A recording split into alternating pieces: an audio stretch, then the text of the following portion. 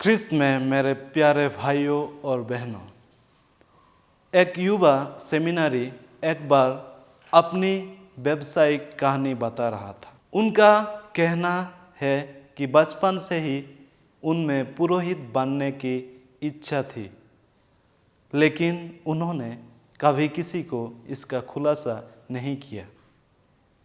अपनी 12वीं कक्षा की अंतिम परीक्षा लिखने के बाद वो अपने माता पिता से कहता है कि वह पुरोहित बनने के लिए सेमिनारी में जाना चाहता है। उनके माता पिता यह सुनकर चौंक गए, क्योंकि उन्होंने सोचा था कि उनका बेटा आगे पढ़ेगा और एक दिन नौकरी करेगा और अपने परिवार को आगे बढ़ाएगा।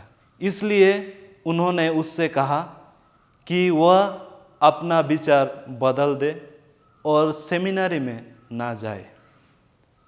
लेकिन लड़के की इच्छा इतनी प्रबल थी कि वे उसे रोक नहीं पाए और अंत में उसने अपने माता पिता को मना लिया और सेमिनारी में शामिल हो गया।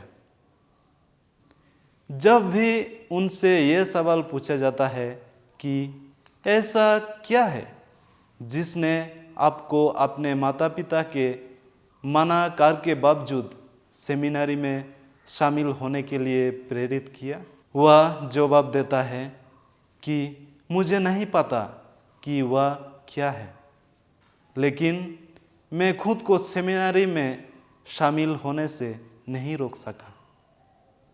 मुझ में एक तरह का खिंचाव था जिसने मुझे यहाँ आने पर मजबूर कर दिया और अब मुझे खुशी महसूस हो रही है।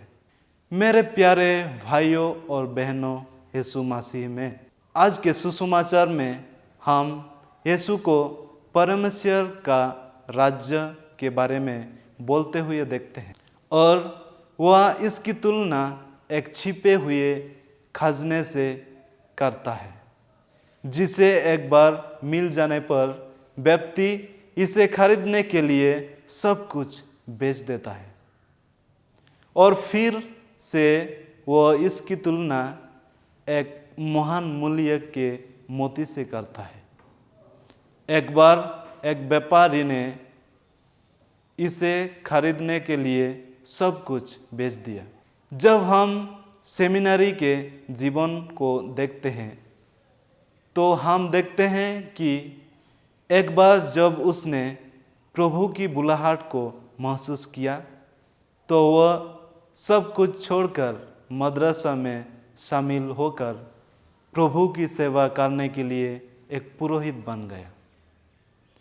उसने महसूस किया कि यीशु उसके लिए काफ़ी है। उसके लिए ईश्वर का राज्य स्वयं यीशु था। उसके प्रेम का अनुभव करने और उसकी सेवा करने के लिए, और इसलिए उसने सब कुछ छोड़ दिया। अपने माता पिता, भाई बहन और दोस्त और सेमिनारी में शामिल हो गए और वह कहता है कि मुझे नहीं पता कि मैं कैसे शामिल हुआ, लेकिन मुझे लगता है कि मुझ में एक प्रबल इच्छा थी। अब प्रश्न यह है कि हमारे लिए परमेश्वर का राज्य क्या है? क्या यह हमारा धन, संपत्ति, मित्र या मोबाइल है? या यह यीशु है जो परमेश्वर के राज्य का लेखक है? यीशु का अनुसरण करने के लिए हम सभी को मदरसा में शामिल होने की आवश्यकता नहीं है। यीशु इसकी अपेक्षा नहीं करता है।